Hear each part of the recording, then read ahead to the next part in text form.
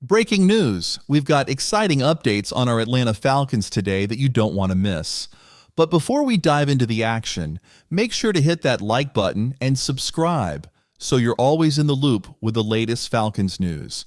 Let's talk about how Kirk Cousins has sparked a huge turnaround for the Falcons and why fans are hoping he can keep the momentum going. Now let's set the scene. We're 9 games into Cousins' journey with Atlanta, and the city is buzzing with a 6-3 record. The Falcons are sitting at the top of the NFC South, and this fan base has plenty to cheer for.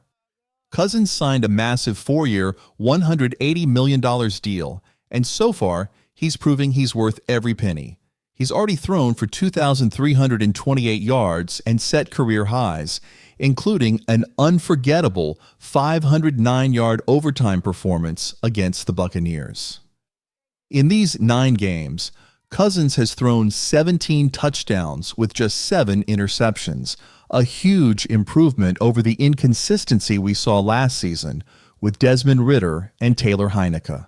Just think about it. Cousins has already matched the touchdowns Ridder and Heinicke combined for last season, with fewer turnovers and more confidence in the pocket. He's averaging nearly 259 yards per game, compared to last year's 220, and that shows the Falcons' offense is finally firing on all cylinders with Cousins leading the charge. But it's not just about the numbers.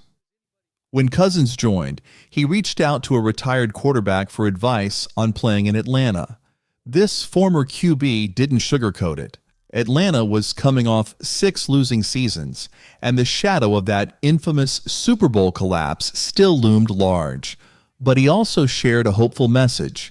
Atlanta could be a really special place to win. 9 games later, it's clear Cousins has embraced that. Falcons fans are getting their groove back, and there's a sense that something special is building here. A big reason Cousins is thriving is the offensive weapons around him. Bijan Robinson, Drake London, and Kyle Pitts.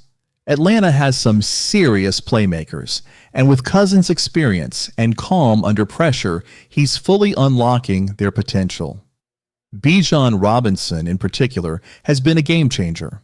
With 632 rushing yards and a solid 4.7 yards per carry, plus another 33 receiving yards, Robinson is proving to be everything the Falcons hoped for when they picked him 8th overall in 2023. Cousins is thrilled to have him, saying, "Bijan has a lot of catching ability, and I love when he joins our passing game too." That versatility keeps defenses guessing and opens up even more passing lanes for Cousins. But let's get real, it's not all sunshine and rainbows. Despite the offensive boost, the Falcons' pass rush is still a weak spot. Even though they sacked Dak Prescott 3 times in their 27-21 win over Dallas, Atlanta ranks near the bottom of the league with only 9 sacks this season. This has been a lingering issue. The last time the Falcons had a player reach double-digit sacks was in 2016 with Vic Beasley. Right now, Grady Jarrett leads the team with just 2.5 sacks, showing just how much improvement is needed. Another hit-or-miss area is the team's newest free agent addition, Darnell Mooney. After 2 tough seasons with the Bears, Mooney is starting to find his stride here in Atlanta. He's already caught 41 passes for 588 yards and has a career-high 5 touchdowns. Mooney's connection with Cousins gives the Falcons a dynamic duo alongside Drake London, adding much-needed depth and flexibility to the passing game. But on the flip side, there's a struggle with another major acquisition, Matthew Judon. The Falcons brought him in hoping he'd boost their struggling pass rush. Unfortunately, Judon has been underwhelming, with only 1.5 sacks and 3 quarterback hits so far. Quite a drop from his 15.5 sacks with the Patriots just 2 years ago. Fans have noticed and are even making memes about his quiet presence on the field. But it's no joke when it comes to our playoff hopes. Judon's contributions will be essential if this team wants to make a serious postseason run. Looking ahead, injuries could play a big role in shaping the Falcons' season. Linebacker Troy Anderson has missed 5 games with a knee issue, while center Drew Dahlman has been out since Week 3 with an ankle injury. The team is hopeful they'll be back soon. Grady Jarrett and Drake London also picked up minor injuries in the Dallas game and are being monitored closely. Day-to-day progress is essential, and getting our key players back will be crucial as we push through the second half of the season. Third down conversions are also a big focus for Cousins as the team gears up for the playoff push.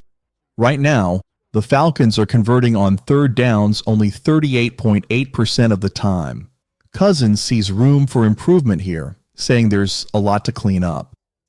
Improving third down efficiency could make all the difference in those tight, must-win games as the season heats up.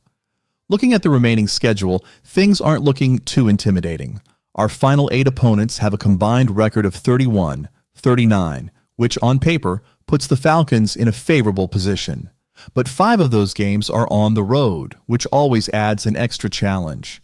One matchup that really stands out is on December 29th against the 7-2 Washington Commanders, led by former Falcons coach Dan Quinn.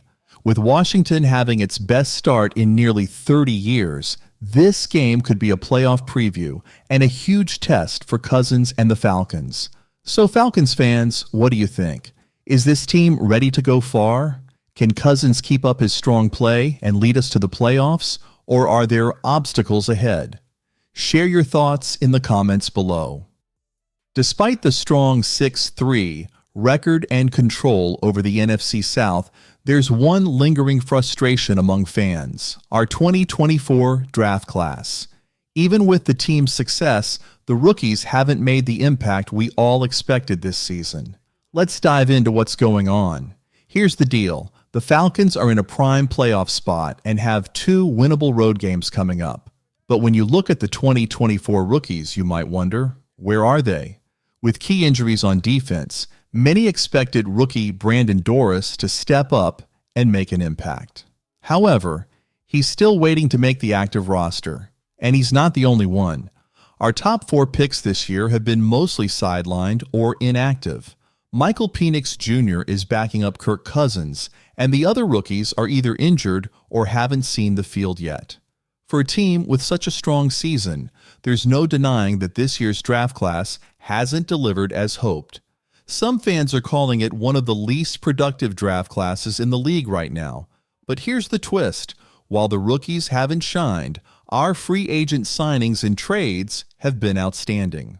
Kirk Cousins, Zach Robinson, and other offseason additions have played a huge role in our success, keeping attention off what's been a disappointing rookie class. Now, fans are asking, did we just get unlucky with this draft, or is there a bigger problem here?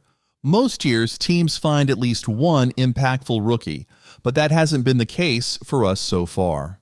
This could either be a sign of a historically weak draft class or just one that needs more time to develop. There is one bright spot, though: Michael Penix Jr.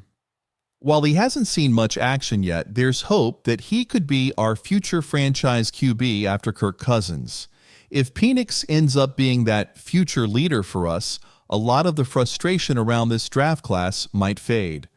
But for now, fans are left wondering whether this year's picks were the right ones for a team so close to being a true contender in the NFC.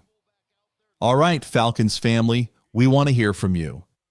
Are you concerned about the lack of impact from our rookies? Should we be patient, or is it time to rethink our draft strategy? Leave your thoughts in the comments below, and don't forget to like and subscribe for all the latest news. Go Falcons!